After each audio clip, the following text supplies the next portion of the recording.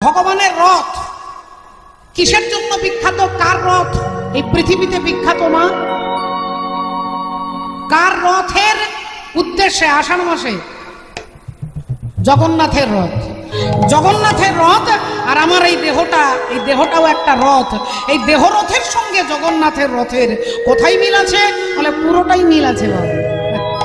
জগন্নাথের রথ যারা পুরী ধামে যাওয়া আসা করেন জিজ্ঞাসা করবেন, জগন্নাথের রথে 16টা চাকা থাকে আর আমার দেহের মধ্যে বলে 6টা রিপু আছে আর 10টা ইন্দ্রিয় আছে। 10 আর 6কে যোগ করলে 16 হয়। 5টা জ্ঞানেন্দ্রিয়, 5টা কর্মেন্দ্রিয় আর 16 রিপু, এই হলো 16। জগন্নাথের রথ তৈরি করতে গেলে 206টা কাঠ লাগে। 206টা কাঠ। যারা সায়েন্সের স্টুডেন্ট, যারা পড়াশোনা করেছেন, যারা জানেন, আপনারা জানবেন যে একটা মানুষের শরীরে 206টা হাড় দিয়ে তৈরি। এই খাঁচাটা 206টা হাড় দিয়ে তৈরি। তাহলে জগন্নাথের রথ 206টা কাঠ, আমাদের দেহের মধ্যে 206টা হাড় আছে। জগন্নাথের রথে জগন্নাথ একবার নেমে যাবে, ওই যে নেমে যাবে, দ্বিতীয়বার তিনি আর উঠবে না। এই দেহ রথটা থেকে যখন পরমাত্মা নেমে যাবে, এই রথটাতে আর দ্বিতীয়বার তিনি ফিরে আসবেন না। তাহলে যুগ যুগ ধরে, বছর বছর ধরে এত রথ হচ্ছে, রথগুলো গেল কোথায়? বলে যখন জগন্নাথ নেমে যায়, ওই রথটাকে ভেঙে টুকরো করে আগুনে জ্বালানি হিসেবে ভগবানের জগন্নাথের রথে ভোগের হিসেবে কাঠ জ্বালানি হিসেবে ব্যবহার করা। তাহলে সেগুলো আগুনে জ্বালিয়ে দেয়। এই দেহরথটা থেকে যখনই পরমাত্মা নেমে যাবে, তাহলে এই দেহরথটাকে শ্মশানে নিয়ে গিয়ে আগুনের মধ্যে পুড়িয়ে দেওয়া হবে। তাহলে একটু ভালো করে আমরা যদি বিচার করি, ওই দেহরথটাকে যেখানে পরমাত্মা হরি বসে আছেন, এই দেহরথটার অহংকার আমরা করি, আমি না থাকলে হতো না, আমি না থাকলে হতো না। কিন্তু ভগবান বললেন তোমাকে রক্ষা করবার জন্য আগে আমি নামিনি, আগে তোমাকে নামিয়েছি, তারপরে হরি বল, রাধে রাধে। তাহলে মা, ভগবানকে খুঁজতে গেলে, ভগবানকে পেতে গেলে পাওয়া যায় একমাত্র শুধু ভক্তির বল। ও যে কারিগরের বলিহারি, বল সেই মিস্ত্রির কোথায় ঘর? ধন্য কারিগর, কে বানালো এমন ঘর? ধন্য কারিগর।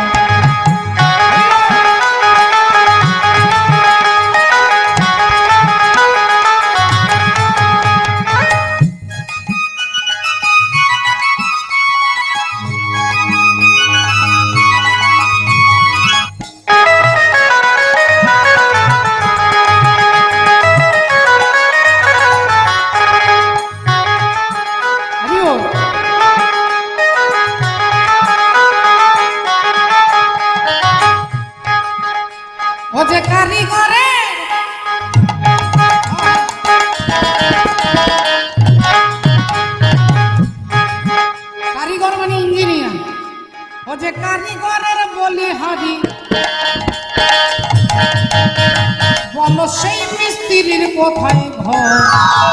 ধন্য কারিগর, কে বানালো এমন ঘর?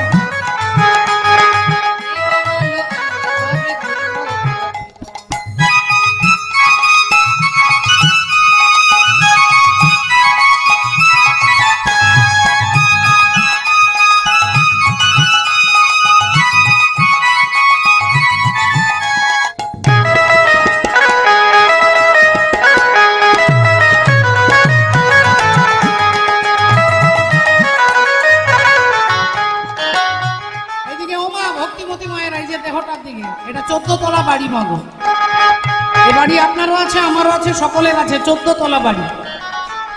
একটা দেখুন প্যান্ডেল করেছে, এই প্যান্ডেলটার জন্য কতগুলো খুঁটি দরকার হয়েছে, গুনে দেখুন কতগুলো খুঁটি আছে।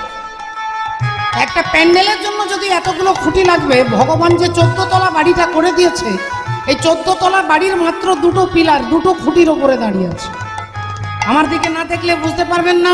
এই ভূলোক, ভুবলোক, জনলোক, সরলোক, পাপলোক, মহলোক, সত্যলোক, আর এই অতল, বিতল, সুতল, তলাতল, রসাতল, মহতল, পাতাল, এই 14 তলা বাড়ি মাত্র 2টো খুঁটির উপরে দাঁড়িয়ে আছে, একটা ডান পা আর একটা বাঁ পায়ের উপর। এই তত্ত্বদর্শী মহাজন বলছে,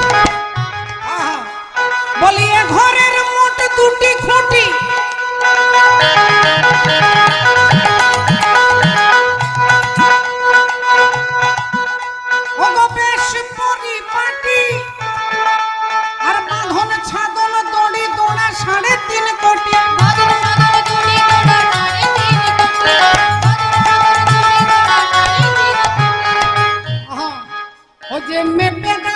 14 পুয়া, ও যে মেপে দেখো 14 পুয়া, ওগো মেপে দেখো 14 পুয়া, 14 ভুবনের ভিতর।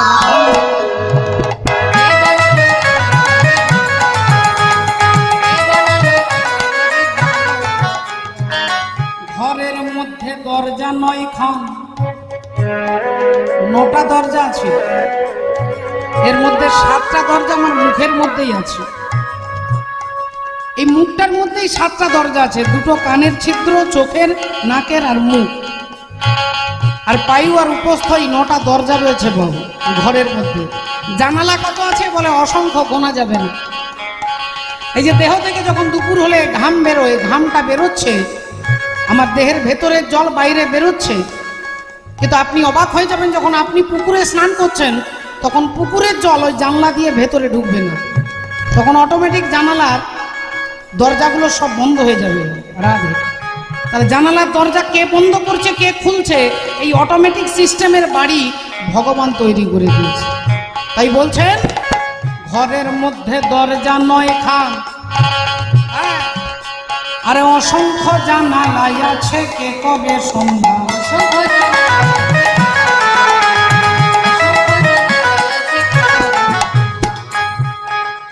ও তার ধারে ধারে ফুলের বাগান, ও তার ধারে ধারে ফুলের বাগান, ও তার ধারে ধারে ফুলের বাগান, ও দেখো মধ্যে আছে সরোবর।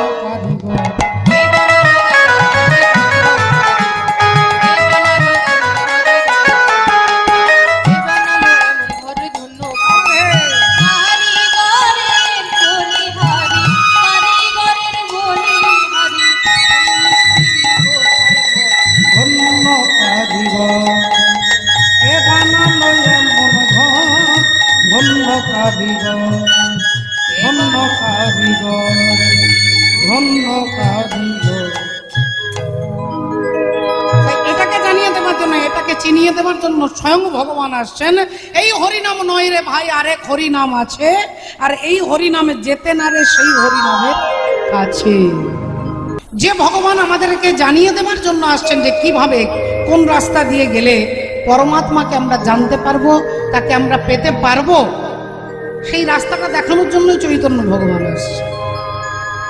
আর সেই রাস্তাটা খুব জটিল রাস্তা নয়। ভগবান বললেন হরে নাম হরে নাম হরে নামৈব কেবলম কলৌ নাস্তে বা নাস্তে বা নাস্তে বা গতিরণ্য। বলেন অনেক কিছু জানবার, অনেক কিছু পড়বার, অনেক তপস্যা, অনেক কিছু প্রয়োজন নেই। যদি অনেক কিছু জানতে হয় তাহলে শুধু নামকে আশ্রয় করতে হবে। চৈতন্য চরিতামৃতে বললেন ইহা হইতে সর্বসিদ্ধি হইবে সবার, সর্বক্ষণ বলইতে বিধি নাহিয়া। ভগবানের নামই আপনাকে ভগবানকে পাইয়ে দেবে। নাম আর নামের মধ্যে কোনো পার্থক্য নেই, এ কথা আমরা সকলে জানি, কিন্তু একে মেনে নেওয়া, একে আস্বাদন করা, একে ভেতরে অনুভব করার জন্য আপনাকে নামে আশ্রয় করতে হবে। রাধে।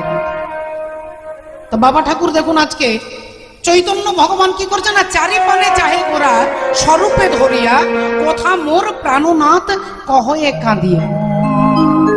ভগবানকে খুঁজছেন। আপনারা এখানে এমন কেউ আছেন কেউ উঠে দাঁড়িয়ে বলতে পারবেন ভগবান এখন বর্তমান সময়ে কোন জেলাতে, কোন গ্রামে, কোন থানাতে, কোন পাড়াতে, কোন বাবুর বাড়িতে এখন ভগবান আছেন? আমরা কেউ উঠে দাঁড়িয়ে বলতে পারবো না, কিন্তু আমরা এটা জানি যে ঈশ্বর সর্বভূতানাং, তিনি সর্বভূতে বিরাজ করছেন, তিনি সর্বত্র আছেন। রাধে রাধে। তিনি সর্বত্র আছেন, শুধুমাত্র তাকে খুঁজে নেওয়া, আর তাকে খুঁজে পেতে গেলে আপনাকে নামকে আশ্রয় করতে হবে।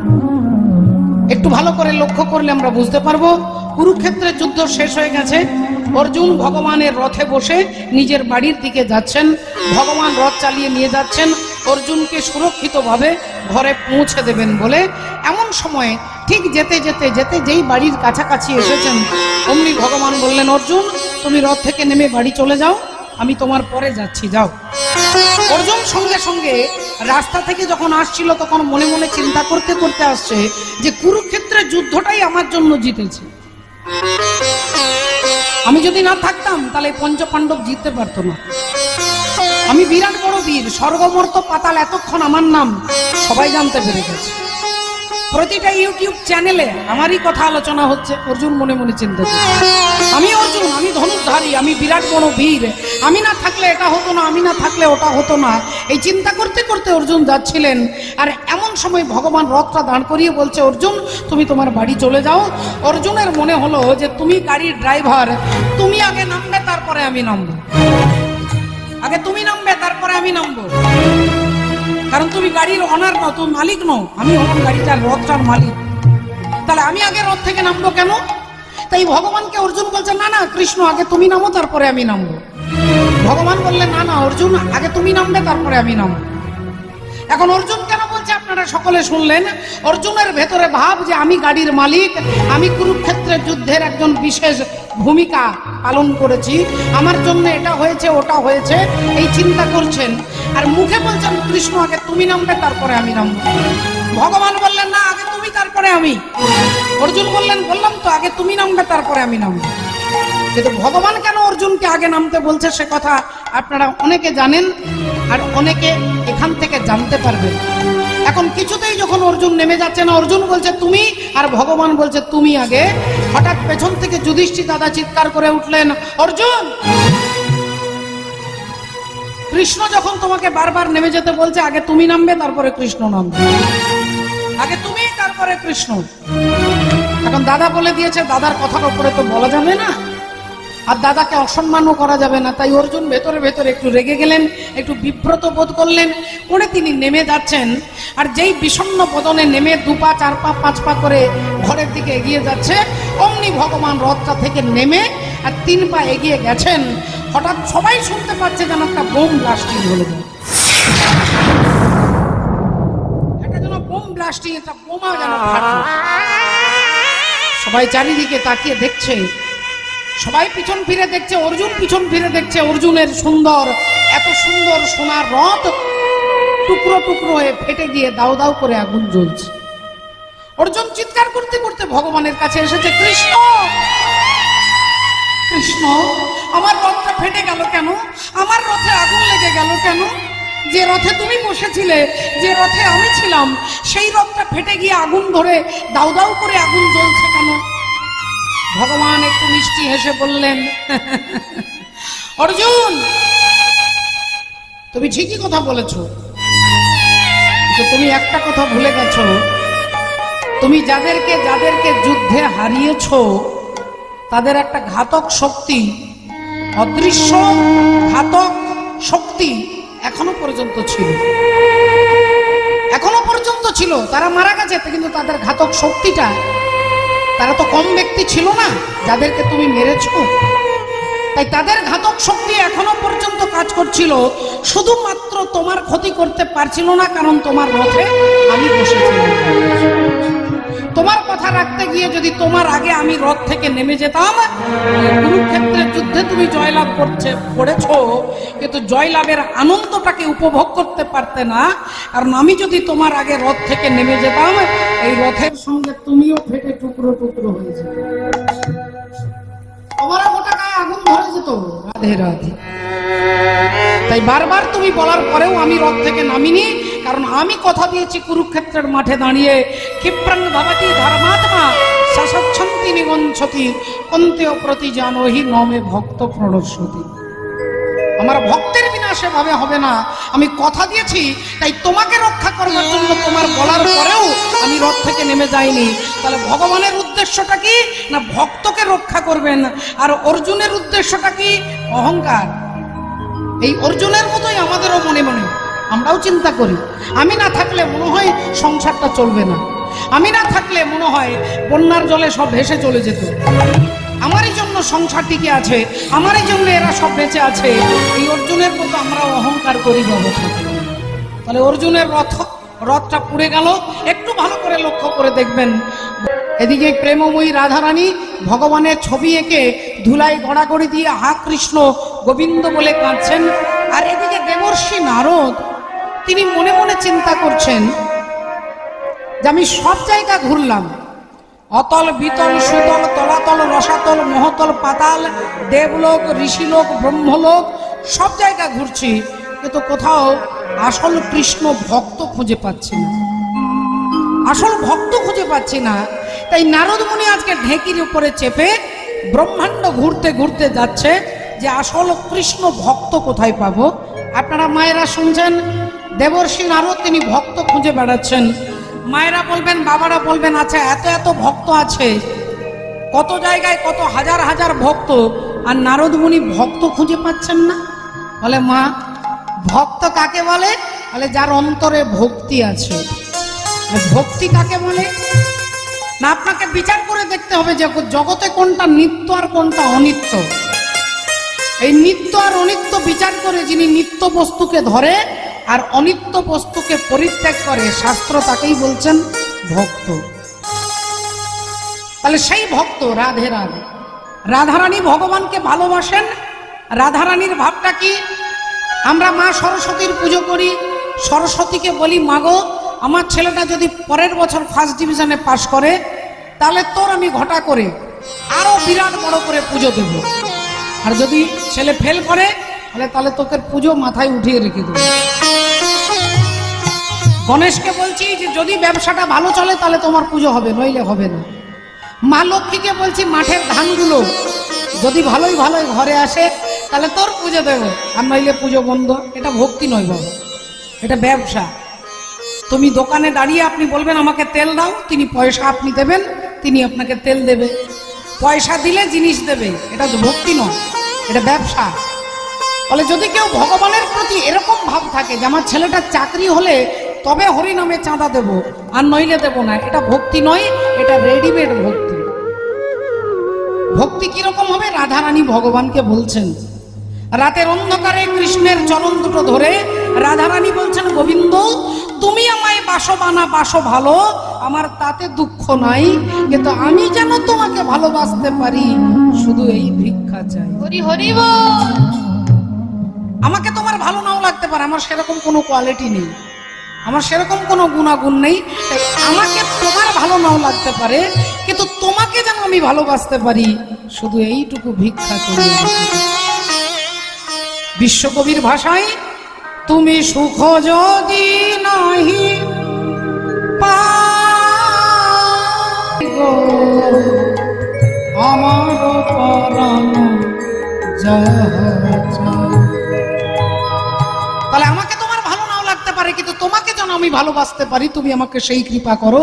একে বলে প্রেম, একে বলে ভালোবাসা, একে বলে ভালোবাসা। রাধে রাধে। এই বাসাটা ভালো না হলে তার সঙ্গে ভালোবাসা হবে কি করে মা? আগে বাসাটা ভালো চাই, ভালোবাসা না হলে তার সঙ্গে ভালোবাসা হবে না। তাই দিকে দেবর্ষি নারদ আজকে ঘুরতে ঘুরতে খুঁজতে খুঁজতে নারদ মুনি ঢেকির ওপরে চেপে গোটা ব্রহ্মাণ্ড খুঁজতে বেরিয়েছে। আজকে তিনিও দেখবেন আর আমরাও সবাই দেখব যে অখিল ব্রহ্মাণ্ডের মধ্যে সব থেকে বড় কৃষ্ণ ভক্তকে আজকে নারদ মুনিও দেখবেন, আমরাও দেখবো। রাধে রাধে। তাই চলুন, আজকে দেবর্ষি নারদ বেরিয়েছেন। আজি একলি বসিয়া নারদ চিন্তে মনে মনে, চলে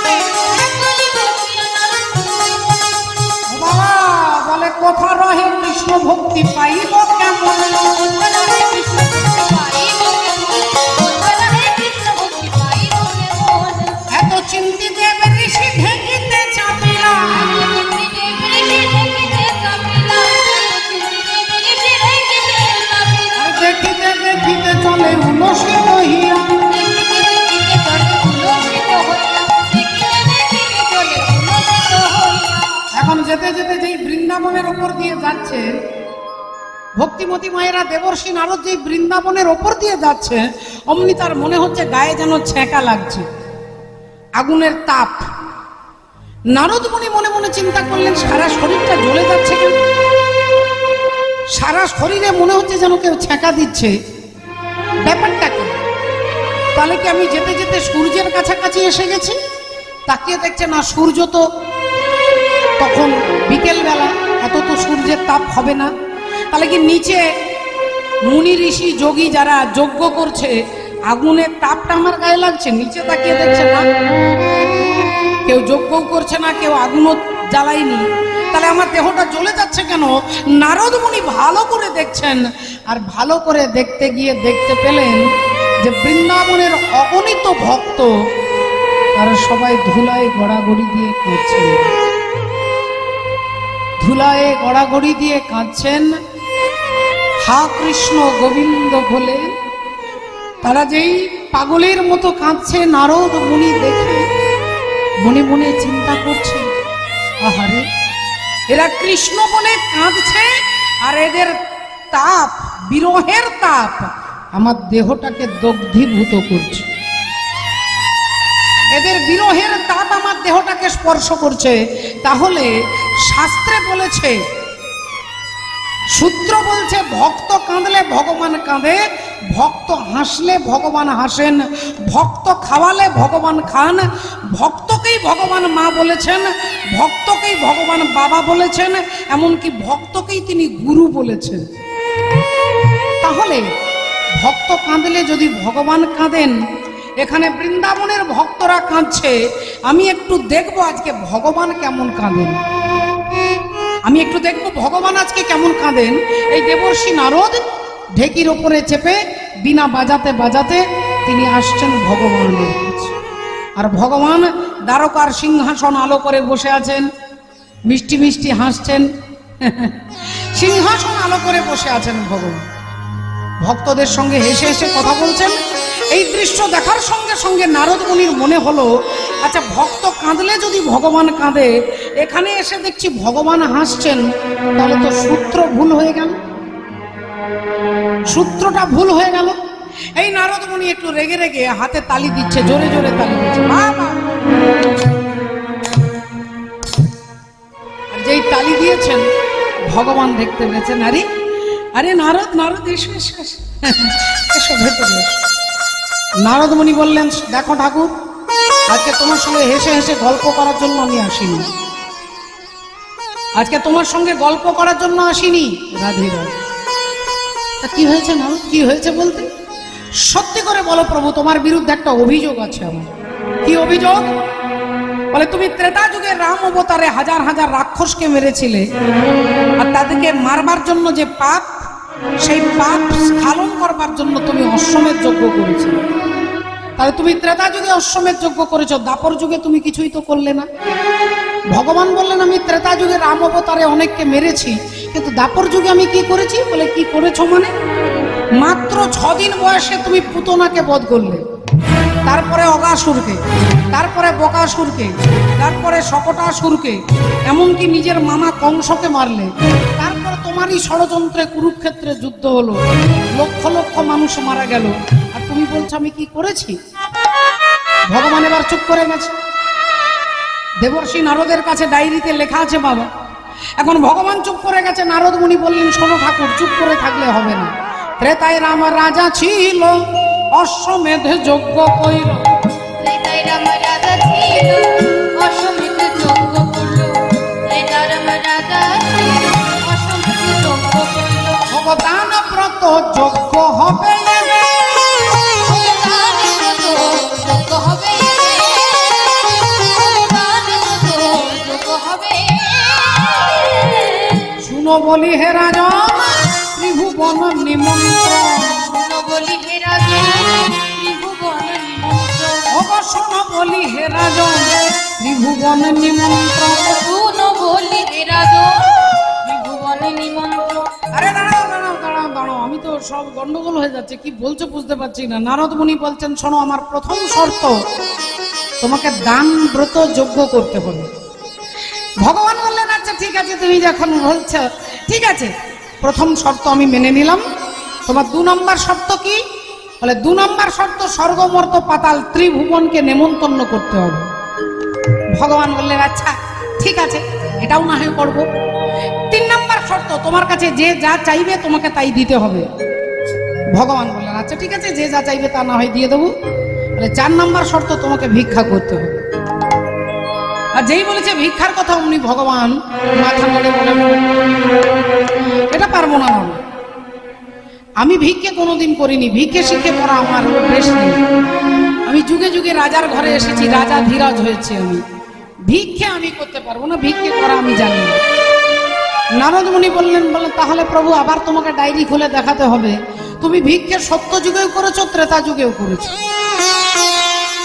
আমি ভিক্ষে করেছি? বললেন হ্যাঁ তুমি করেছো। সত্য যুগে করেছো বামন অবতারে, ভগবান বামন দেব বলি রাজার দরজার সামনে দাঁড়িয়েছেন ভিক্ষা চাইবার জন্য।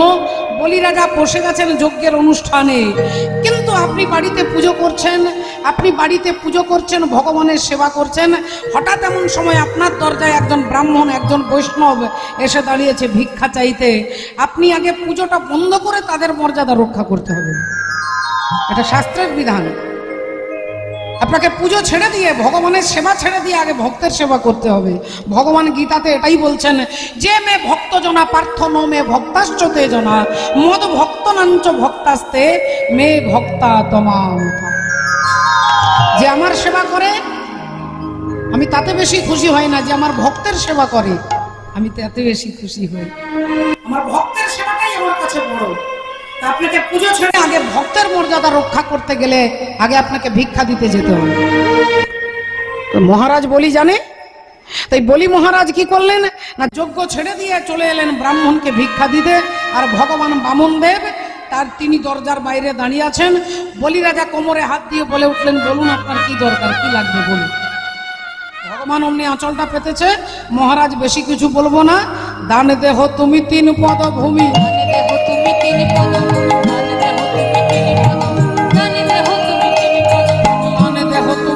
পদভূমি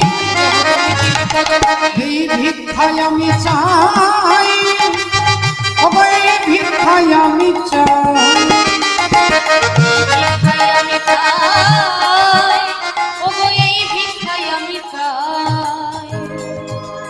দান দেহ তুমি 3 পদভূমি। এ কথা যেই বলেছে বলি রাজা ভগবানকে আপাদমস্তক দেখে, এইটুকু ভগবান তো বামন মানে তো বেটে, বামন দেব তার নাম বামন নয়, বেটেকে বামন বলা হয়, আসল নাম উপেন্দ্র, ভগবানের নাম উপেন্দ্র, কিন্তু এইটুকু ভগবান তাই বলে বামন, বামন দেব। ভগবানকে দেখে বলি রাজা হেসে ফেলেছে। বললেন কিছু মনে করবেন না, আপনি নিজে যেমন ছোট আপনার বুদ্ধিটাও খুব ছোট। হ্যাঁ, আমি রাজা বলি স্বর্গমর্ত পাতালের রাজা, আর আমার কাছে আপনি একটা রাজ্য চাইবেন, একটা দেশ চাইবেন, একটা দ্বীপ চাইবেন, একটা জেলা চাইবেন, একটা গ্রাম চাইবেন, তা না চেয়ে আপনার দুটো ছোট্ট ছোট্ট চরণে আপনি ত্রিপাদ ভূমি চাইছেন। আপনি চাইতেও জানেন না, আপনি চাইতেও জানেন না। আমি আপনাকে অপশন দিচ্ছি, আমি আপনাকে বলে দিচ্ছি, দ্বিতীয়বার সুযোগ দিচ্ছি, আপনি বলুন কি চান। ভগবান বললেন রাজা মশাই আমার মুখ দিয়ে যা বেরিয়ে গেছে তার পরিবর্তন করা যাবে না, আপনি আমাকে ত্রিপাদ ভূমি দেন। বলি রাজা একটু বিরক্ত হয়ে গেলেন, আর বিরক্ত হয়ে চোখগুলো বন্ধ করে বললেন ঠিক আছে ঠিক আছে ঠিক আছে ঠিক আছে, আমি আপনাকে ত্রিপাদ ভূমি দিলাম দিলাম দিলাম। আর চোখ বন্ধ করে 3 বার বলেছে দিলাম দিলাম দিলাম। আর চোখটা যেই খুলেছে, যে ভগবানকে দেখেছিল এত ছোট মা, সেই ভগবানকে দেখছে কত বড়, ও যার 1 পা ঢাকে স্বর্গ মর্তে, একটা পা দিয়েছে স্বর্গে আর মর্তে, ও যার 1 পা ঢাকে স্বর্গ মর্ত, আর 1 পা রয় পাতালে, আমার ঘরে জন্মেছে এক দুরন্ত ছেলে।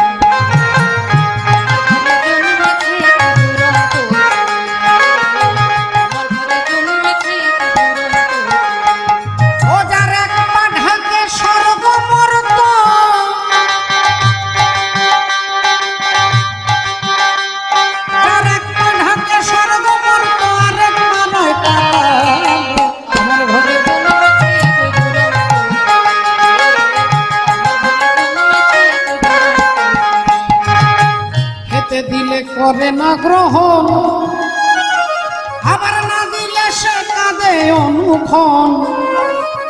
এ দুরন্ত হয় না শান্ত শান্তের সঙ্গ,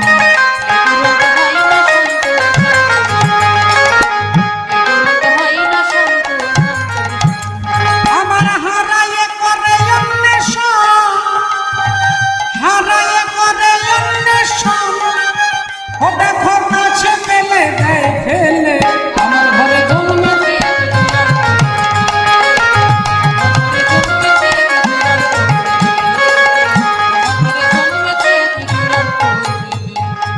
ভক্তিমতী মায়েরা চোখটা খুলে দেখছে একটা চরণ স্বর্গে আর মরতে দিয়েছে, একটা চরণ পাতালে দিয়েছে। এই জন্য কাউকে ছোট দেখতে নেই মা। আপনি আপনার পাশের বাড়ির লোককে ছোট দেখছেন, আজকে তিনি ছোট আছে, কাল তিনি বড় হয়ে যেতে পারেন। বলি রাজা চোখটা বন্ধ করে বলেছিলেন দিলাম দিলাম দিলাম। যখন চোখটা বন্ধ করেছিলেন তখন ভগবান এত ছোট ছিলেন, যখন চোখটা খুলে দেখছে তখন দেখছে একটা চরণ স্বর্গে আর মরতে, আর একটা চরণ পাতালে দিয়েছে। এইবার বলি রাজা থরথর করে কাঁপছে। ভগবান বলছেন রাজা মশাই, আপনি আমাকে ত্রিপাদ ভূমি দেবেন কথা দিয়েছেন, যদি আপনি দিতে পারেন খুব ভালো, যদি না দিতে পারেন আপনি মহাপাপী হয়ে আপনাকে নরকে যেতে হবে। বলি রাজার বলার কোনো ভাষা নেই, বলি রাজার করার কোনো উপায় নেই। বলি রাজা শুধু দাঁড়িয়ে টপ টপ করে চোখের জল মাটিতে পড়ছে। এতক্ষণ বলি রাজার দুর্দশা আপনারা শুনলেন, কিন্তু এই দুর্দশা দেখতে পারলেন না। বলি রাজার স্ত্রী বিন্ধ্যা দেবী পর্দার আড়ালে দাঁড়িয়েছিলেন। আমাদের হিন্দু ধর্মে, সনাতন ধর্মে একটা ছেলে আর একটা মেয়ের যখন বিয়ে হয়, ভক্তিমতী মায়েরা আপনারা সকলে জানেন, আগে স্ত্রী থাকে, পেছনে স্বামী দাঁড়িয়ে থাকে। আগে স্ত্রী, পেছনে স্বামী। তাহলে আগে আছেন স্ত্রী, কেন? বলে বাবা, যিনি রাস্তাটা জানেন তিনি আগে থাকবেন, যিনি নবগ্রামের রাস্তাটা জানবেন না তিনি কি করবে? কাউকে জিজ্ঞাসা করবে, আর যাকে জিজ্ঞাসা করবে তিনি আগে আগে আসবে, তার পেছনে পেছনেও তিনি যাবেন। তাহলে রাস্তাটা যিনি দেখান তিনি আগে থাকে। স্ত্রী আগে থাকবে কেন না? স্ত্রী স্বামীকে ধর্মের রাস্তাটা দেখিয়ে নিয়ে যায়, ধর্মের রাস্তাটা দেখিয়ে স্ত্রী নিয়ে যায়।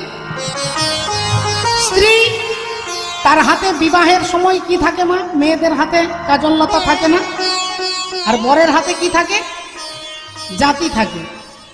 বউয়ের হাতে কাজললতা, বরের হাতে জাতি। পান খাওয়ার জন্য জামাইয়ের হাতে জাতি দেওয়া হয় না, কাজললতাটা দেওয়া হয় কেন না? কাজললতার ভেতরে কালি থাকে, ওপরে ঢাকা থাকে। ভেতরে কালি, ওপরে ঢাকা, লোহার পর্ব দিয়ে ঢাকা থাকে। শ্বশুর বাড়ির সমস্ত দুঃখ, সমস্ত অভাব, সমস্ত কালিমাকে ভেতরে রেখে যিনি স্বামীকে সুরক্ষা দান করতে পারেন, আভ্যন্তরীণ জগতের সুরক্ষা, তাকে বলা হয় পত্নী। আর যিনি পতিকে পতিত করে দেয় তাকে বলে পেতনি। তাহলে যিনি পতিকে পতন থেকে উদ্ধার করতে পারে তাকে বলে পত্নী, আর যিনি পতিকে পতিত করে দেয় তাকে বলে পেতনি। এখানে অনেক বাবা, কাকা, দাদা, ভাই, জ্যাঠানা রয়েছেন, যদি একটু সাহস থাকে মা একটু হাত তুলে দেখান তো কার কার কপালে পেতনি জুটেছে। সাহস আজকে দেখা হবে, দেখি কেউ হাত তুলে দেখান দেখি কার কপালে পেতনি জুটেছে। দেখাতে পারবেন না, পাশেই যন্ত্র বসে আছে। ঘড়িতে 12টা পরে বাজবে, আগে আপনার জীবনে 12টা বাজিয়ে ছেড়ে দেবে। ও নারী একবার যদি স্বর্গে তোলে, আবার পরে পাতালে পাঠায়, ওই নারীর মন বোঝা বড় দায়।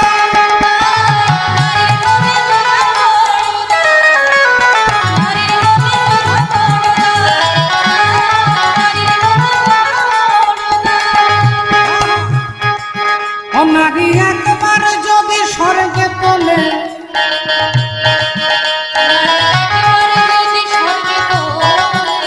আবার পরে পাতালে পাঠায়,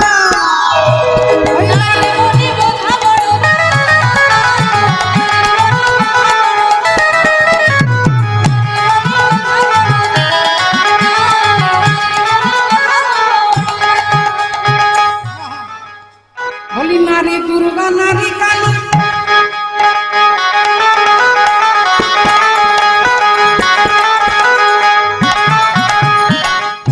আমাদের হিন্দু সনাতন ধর্মে নারীদের পুজো নারী দুর্গার পুজো, নারী লক্ষ্মীর পুজো, লক্ষ্মী পুজোর পরে কালীর পুজো, জগদ্ধাত্রী পুজো, শীতলার পুজো, সন্তোষীর পুজো, হরি বলে রাধে রাধে, মায়েদের পুজো হয়। কিন্তু নারী সবাই ভালো নয় বাবা। নারী কিছু নারী আছে, আবার কিছু হরি আছে, শত্রু আছে। নারী পুতনাও আছে, নারী হিড়িম্বাও আছে, আবার নারী লক্ষ্মীও আছে। তাই সবাইকে সমান এক জায়গায় দাঁড় করালে চলবে না। তত্ত্বদর্শী মহাজন তাই বলছে, ওগো নারী দুর্গা, নারী কালী, নারী শক্তি হয় ভূমালী, ওই নারীর পায়ে দেয় অঞ্জলি কৃষ্ণ গোদার হারি।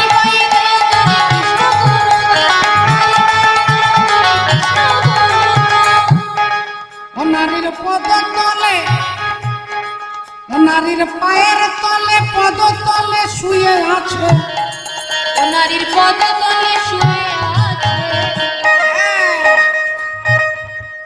নারীর পায়ের তলায় শুয়ে থাকে, তাকে আপনারা সবাই দেখেছেন, প্যান্ডেলে পুজোর সময় দেখেছেন, ক্যালেন্ডারে দেখেছেন, বিভিন্ন জায়গার মন্দিরে দেখেছেন। তিনি হচ্ছেন বাবা মহাদেব, শিব ঠাকুর।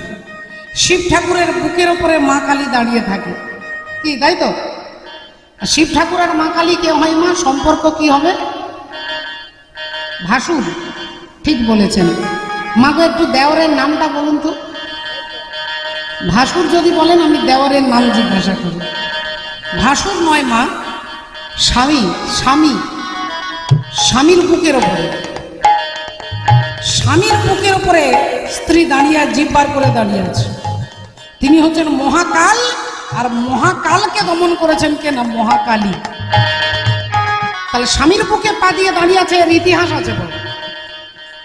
এর ইতিহাস আছে। ভগবান রামচন্দ্র একদিন সমুদ্রের তীরে হাজার হাজার বানরকে নিয়ে আলোচনা করছে, আমি একে মেরেছি, ওকে মেরেছি, সবাই যে যার বলছে। একজন বললেন, প্রভু তুমি তো রাবণকে মেরেছো, যার 10টা মাথা, তোমার মতো বড় বীর তো কেউ নেই। যেই রামচন্দ্রের প্রশংসা করেছে, উনি সীতা দেবী হেসে ফেলেছে। ভগবান রাম বললেন, সীতা তুমি হাসলে কেন?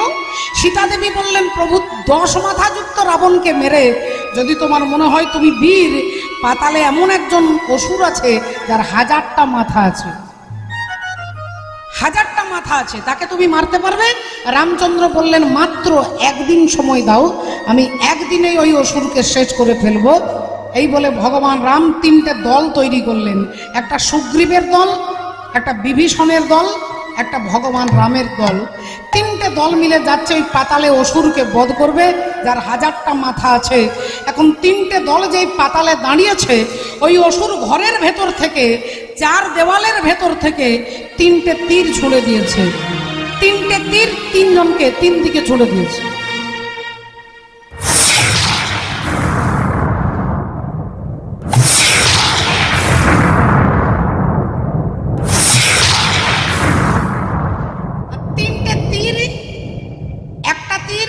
সুগ্রীবকে তার রাজ্যে পাঠিয়ে দিয়েছে, কিষ্কিন্ধায়। একটা তীর বিভীষণকে লঙ্কাতে পাঠিয়ে দিয়েছে, আর একটা তীরে ভগবান রামচন্দ্রকে অযোধ্যায় পাঠিয়ে দিয়েছে। রামচন্দ্র বললেন, আরে আমরা তো পাতাল গিয়েছিলাম, ঘরে পৌঁছে গেলাম কেন? আবার কোনো রকমের সবাইকে ঠিক করে ডেকে আবার পাতালে দাঁড়িয়েছে, আবার অসুর 3টে তীর ছুঁড়ে দিয়েছে, আবার যে যার ঘরে পৌঁছে গেছে। বারবার যখন যাচ্ছে আর ঘরে পৌঁছে যাচ্ছে, রামচন্দ্র ভাবলেন, তাহলে তাকে মারবো কি করে? তার কাছেই তো যেতে পারছি না, তার আগেই তো ঘর পৌঁছে দিচ্ছে, এত বড় বীর। তখন রামচন্দ্র চিন্তায় পড়ে গেলেন, তাহলে তাকে মারতে পারবে কে?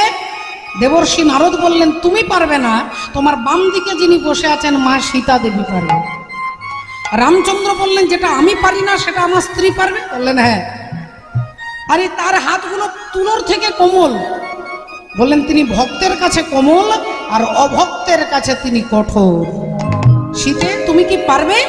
সীতা দেবী উঠে দাঁড়ালেন, চুলের খোঁপাটা খুললেন, আর মাথাটা 3 বার ঘুরিয়ে দিলেন।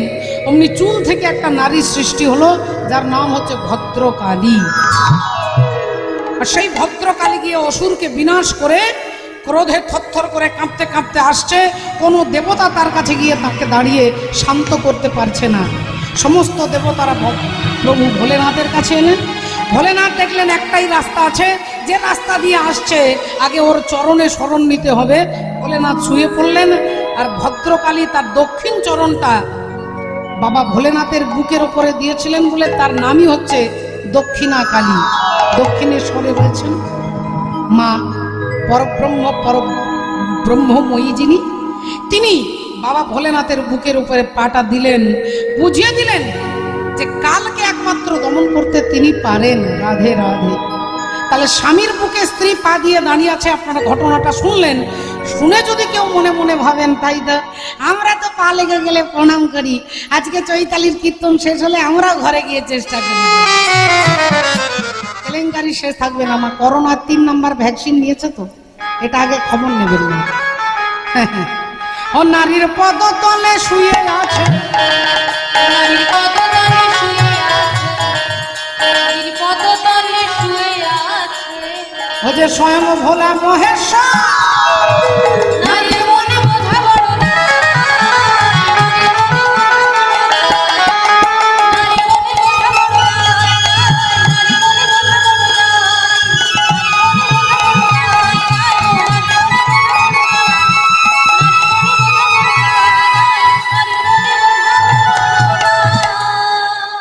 তাহলে নারী রাক্ষসীও হয় আর নারী দেবীও হয়। আজকে ঘটনা কি ঘটলো? বলি রাজা স্ত্রী বিন্ধ্যা দেবী ভগবানের কাছে এসে দাঁড়িয়ে বললেন, ঠাকুর আমার স্বামীর সঙ্গে নয় আমার সঙ্গে কথা বলবেন বলে কথা দিয়েছেন, কিন্তু আমি আমার দুটো পায়ে স্বর্গ মর্ত পাতাল নিয়েছি, তাই তোমার স্বামীর আর দেবার মতো কোনো জমি নেই, তাই তিনি লজ্জায় অপমানে কাঁদছেন। অমনি বিন্ধ্যা দেবী বললেন, প্রভু আমার স্বামী তোমাকে জমি দেবে, কিন্তু তার আগে তোমার 3টে পা দেখাতে হবে। তুমি যদি তোমার 3টে পা দেখাতে পারো, আমি কথা দিচ্ছি আমার স্বামী তোমাকে ত্রিপাদ ভূমি দেবে। আর বলি রাজা রেগে রেগে স্ত্রীর দিকে তাকাচ্ছে যে আমার কোনো জমি নেই, স্বর্গ মর্ত পাতাল উনি সব নিয়ে নিয়েছে। আর বিন্ধ্যা দেবী বলছে, আমি বলছি দেবে, আগে তোমার 3টে পা দেখাও, দেখাও তোমার 3টে পা। এখন বাবা বিন্ধ্যা দেবী তো জানে না যে ভগবানের আরেকটা ফোল্ডিং পা আছে, মাঝে মাঝে বেরোই নাভি থেকে চরণটা বেরিয়ে আসছে, আর যেই নাভি থেকে চরণটা বেরিয়ে আসছে অমনি রাধে রাধে, যেই চরণটা নাভি থেকে বেরিয়ে আসছে অমনি স্ত্রী এবার স্বামীকে বলছে, স্বামী তুমি স্বর্গ দিলে, মর্ত দিলে, পাতাল দিলে, কিন্তু তুমি তোমার দেহ জমিটাকে দিতে পারলে না। এই দেহটাও তো জমি, সব দিয়েছ, নকুল দানা, বাতাসা, সন্দেশ, ফল মূল, কিন্তু দেহ জমিটাকে দিতে পারলে না স্বামী। তাই দেহটাকে আগে ভগবানের চরণে দিতে হবে। এ কথা যেই বলেছে বলি রাজা স্ত্রীকে প্রণাম করে মাথাটা পেতে দিচ্ছেন, আর ভগবানের সমন দমনকারী চরণ বলি রাজার মাথার উপরে দিয়েছে। রাজা বলি, তুমি স্বর্গ দিলে, মর্ত দিলে, পাতাল দিলে, এমনকি তোমার দেহটা পর্যন্ত আমাকে দিলে, আর আমি তোমার সবকিছু নিয়ে তোমাকে নিঃস্ব করে দিয়ে চলে যাব না। যে কোনো একটা জিনিস তুমি আমার কাছে ফেরত চাও, বলো তুমি আমার কাছে কি চাও? স্বর্গ চাও, মর্ত চাও, যে কোনো একটা বলো তুমি কি চাও? রাজা বলি বললেন, যদি একটাই ফেরত দিতে হয় তাহলে আমি অন্য কিছু চাই না, আমি শুধু তোমাকে চাই, আমি আর অন্য কিছু চাই না, আমি শুধু তোমাকে চাই। আমি স্বর্গ চাই না, মর্ত চাই না, পাতাল চাই না। ভগবান বললেন, আচ্ছা তুমি তো বিশাল বুদ্ধিমান, তুমি আগে তোমার যা ছিল সব তুমি আমাকে দিলে, এবার আমাকেই যদি তুমি নিয়ে নিলে তাহলে তোমার যা ছিল সব তোমারই থাকবে না? তুমি খুব বুদ্ধিমান। আচ্ছা আমাকে নিয়ে তুমি কি করবে? মন্দিরে রাখবে, সিংহাসনে বসিয়ে রাখবে? বলি রাজা বললেন, না না না, আমি মন্দিরে নয়, সিংহাসনে নয়, আমার ঘরের দরজার বাইরে তোমাকে দাঁড় করিয়ে রাখবে। কেন তোমার ঘরের দরজার বাইরে দাঁড় করিয়ে রাখবে কেন? বলে, যেদিন আমার দেহ থেকে প্রাণ পাখি উড়ে যাবে, যেদিন দেহটা থেকেই প্রাণ পাখি উড়ে যাবে, সেদিন যম রাজা আমাকে নিতে আসবে, আর ওই যম রাজা চুলের মুঠি ধরে টানতে টানতে যখন নিয়ে যাবে, যখন দেখবে তুমি আমার দরজায় দাঁড়িয়ে আছো, তোমাকে দেখে ভয়ে যম রাজা আমাকে ছেড়ে দিয়ে চলে যাবে, আর তুমি হাতে ধরে পার করে দিও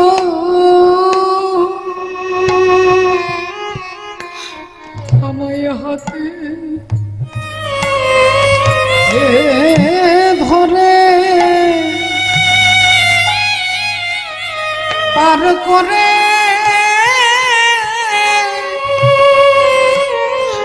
করে দি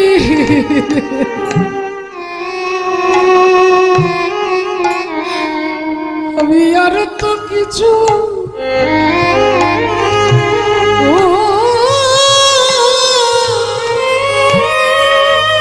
কিছু চাই না দয়া আমায় হাতে ধরে পার করে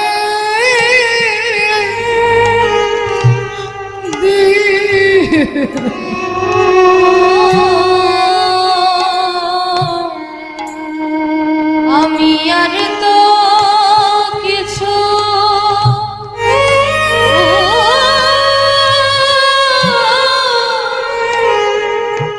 আমি আর তো কিছু চাই না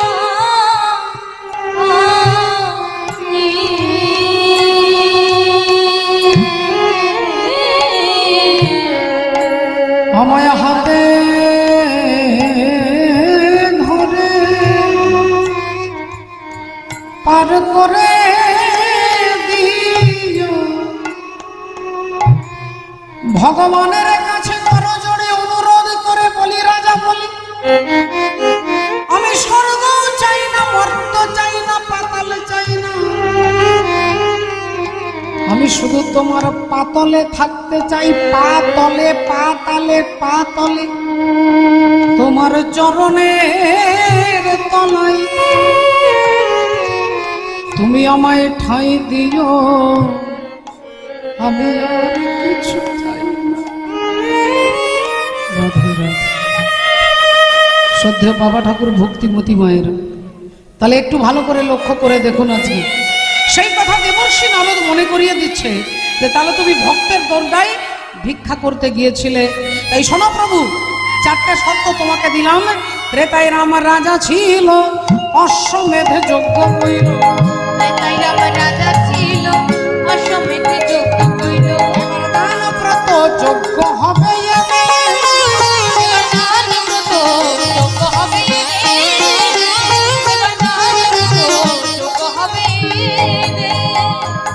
শুনো বলি হে রাজা ত্রিভুবন নিমন্ত্রণ শুনো বলি হে রাজা ত্রিভুবন নিমন্ত্রণ সবারে যে করিতে হইবে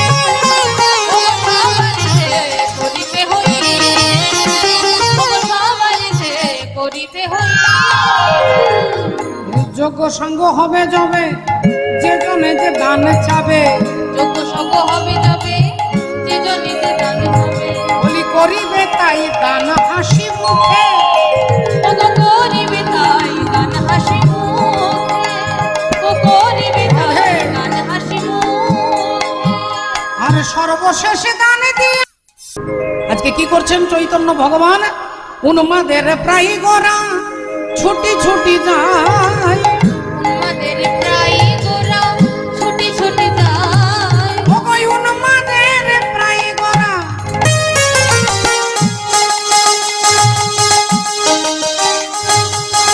উন্মাদের প্রায় গোরা ছুটি ছুটি যায় উন্মাদের প্রায় গোরা ছুটি ছুটি যায় যারে দেখে তারি কানে চাহিয়া সুধাই তারি কানে চাহিয়া সুধাই যারে দেখে তারি কানে চাহিয়া সুধাই স্বরূপ রাম রায়ে ধরি কহয়ে তখন স্বরূপ রাম রায়ে ধরি কহয়ে তখন আর বাসু কহে পুরা মিলিলা হইল শরণ বাসু কহে পুরা মিলিলা হইল শরণ বাসু কহে পুরা মিলিলা হইল শরণ আজ হইল শরণ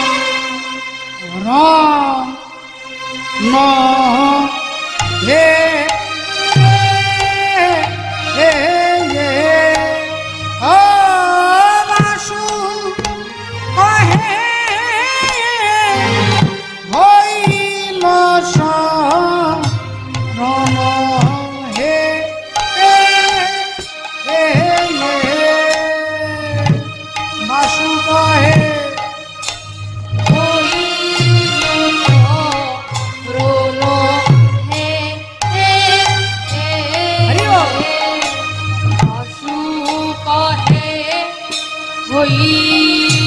শরণ হে হে হে गुरुदाता खेता खेता लोटा धैया ता खेता नेता धैया गुरुदाता धैया गुरुदाता धैया धैर्यता खिता धैर्यता खिता गुरुदाता धैया गुरुदाता यहाँ तरह गिरदा तरह गिरदा तरह गिरदा तरह गिरदा तरह गिरदा तरह गिरदा गिरना यहाँ जा गिरना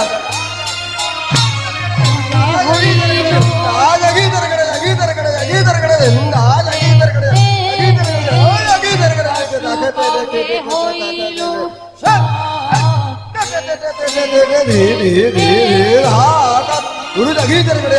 হইল রণ হে হইল শরণ হে বাসুপাহে হইল শরণ হে বাসুপাহে হইল শরণ হে বাসুপাহে হইল শরণ হে বাসুপাহে হইল শরণ হে বাসুপাহে হইল শরণ হে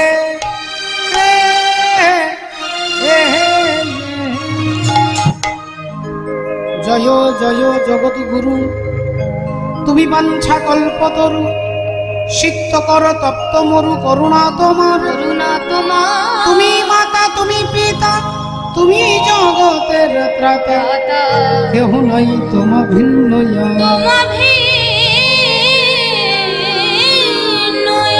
জানি তাই সকলে চরণে দণ্ডবত প্রণাম জানিয়ে শ্রদ্ধেয় বাবা ঠাকুর ভক্তিবতী মায়েরা কমিটির দাদাদের বাবাদের সকলের ইচ্ছে যে ভগবান শ্রীকৃষ্ণের সর্বোত্তম রাধে রাধে সর্বশ্রেষ্ঠ যজ্ঞ তিনি করেছিলেন দ্বারকায় প্রভাসের তীরে যে দানব্রত যজ্ঞ করলেন সেই যজ্ঞের মধ্যে আমরা শেষে গিয়ে রাসমঞ্চে রাধা গোবিন্দকে আমরা যুগলে দেখব তাই চলুন রাধে রাধে আজকে হ্যাঁ হরে কৃষ্ণ আমরা সরাসরি যাব ভগবানের শ্রী চরণ প্রান্তে এটি ভজনের মধ্য দিয়ে ভজন রাজ্যে প্রবেশ করব এই কমিটির দাদা ভাইরা আপনাদের কাছে ভিক্ষার আঁচল নিয়ে যাবেন আপনারা নরনারায়ণের সেবা দেশের সেবা ধর্মের সেবা আমাদের পরমাত্মার সেবার জন্য দাদা ভাইরা যাবেন আপনারা যতটুকু পারবেন শ্রদ্ধার সহকারে আশীর্বাদ এবং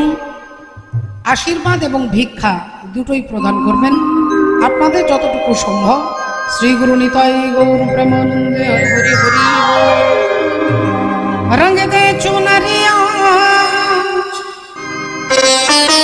রঙ দে চুনরিয়া রঙ দে চুনরিয়া রঙ দে রঙ দে রঙ দে রঙ দে রঙ দে রঙ দে রঙ দে रंग दे चुनरिया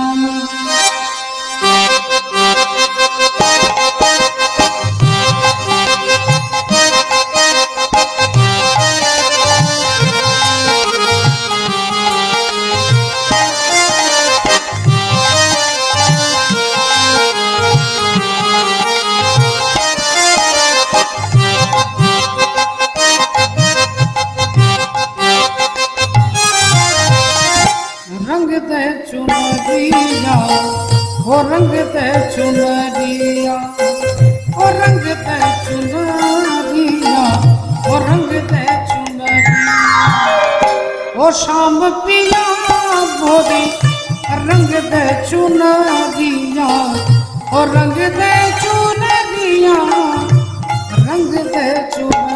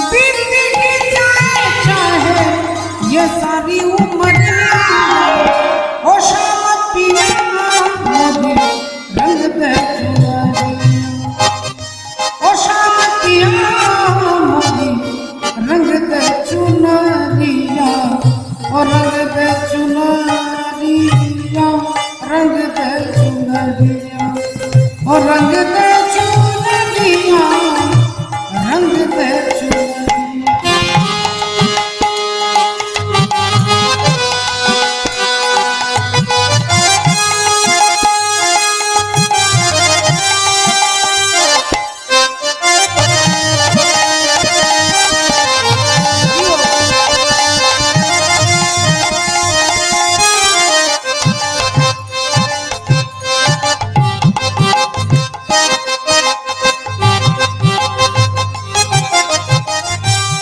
जल से पतला कौन है कौन भूमि से भारी और कौन अगन से तेज है कौन कहा जल से कारी।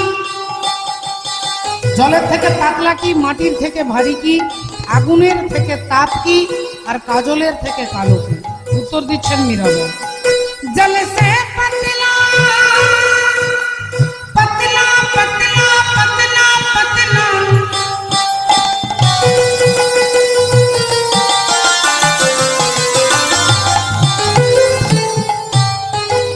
जल से पतला ज्ञान है और पाप भूमि से भारी क्रोध अगन से तेज है और कलंक का जल से तारी। रंग दे चुनरिया और रंग दे चुनरिया और रंग दे चुनरिया और रंग दे चुनरिया और रंग दे चुनरिया और रंग दे चुनरिया रंग दे चुनरिया रंग दे चुनरिया। श्री गुरु निताई गौर सीतानाथ प्रेमानंदे हरि हरि बोल। जय निताई जय राधे। আজকে মধুময় শ্রী বৃন্দাবনে প্রেমময়ী রাধা রানী কৃষ্ণ বিরহে বিরোহিনী তিনি ভগবান শ্রীকৃষ্ণচন্দ্র তিনি মথুরা থেকে চলে গেছেন দ্বারকায় 100 বছরের জন্য অভিশাপ দিয়েছেন রাধা রানীকে শ্রীরাম যে তোমাকে 100 বছর কৃষ্ণ হারা হয়ে কাঁদতে হবে। আজকে সেই রাধা রানী যমুনার তীরে ভগবানের ছবি আঁকছেন বালির ওপরে ভগবানের ছবি আঁকছেন আঙ্গুল দিয়ে নখ দিয়ে ছবিটা আঁকছেন। বৈষ্ণব পদকর্তা এক পাশে দাঁড়িয়ে কলম দিচ্ছেন ও দেখো দেখো কৃষ্ণ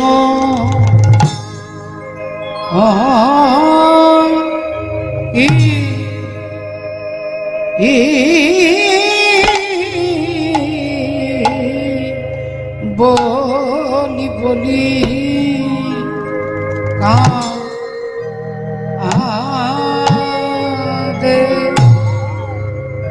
রাই ধ্বনি আমার কাঁধে বাহু তুলি বলে প্রাণ বধূ প্রাণ বধূ গেল কোথা হে আজ মৃত্তিকায় উপরে মূরতি এঁকে কেঁদে কেঁদে বলে বলে একবার কথা বল ওহে পরাণ বধূ। অনেক দিন তো শুনি নাই গো একবার কথা বল ওহে পরাণ বধূ। আমি অনেক দিন তো দেখি না গো কথা বল ওহে পরাণ বধূ। অনেক দিন তো দেখি নাই গো কথা বলো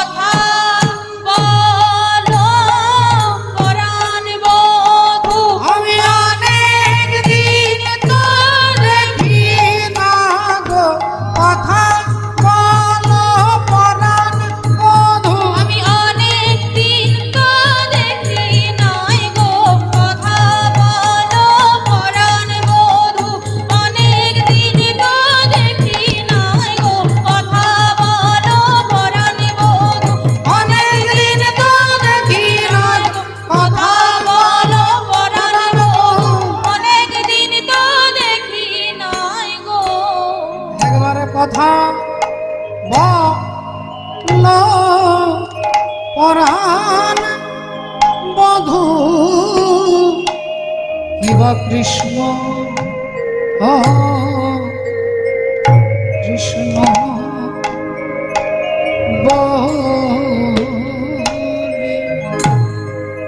ভক্তিমতী মায়ের আজকে রাধারানী ছবি আঁকছেন মা, ভগবানের ছবি আঁকছেন। কৃষ্ণ কৃষ্ণ বলি কাঁধে বাহু তুলি, বলে বধূ গেলে কোথা, মৃত্তিকা উপরে মূরতি আঁকিয়া তার সনে কহে কথা।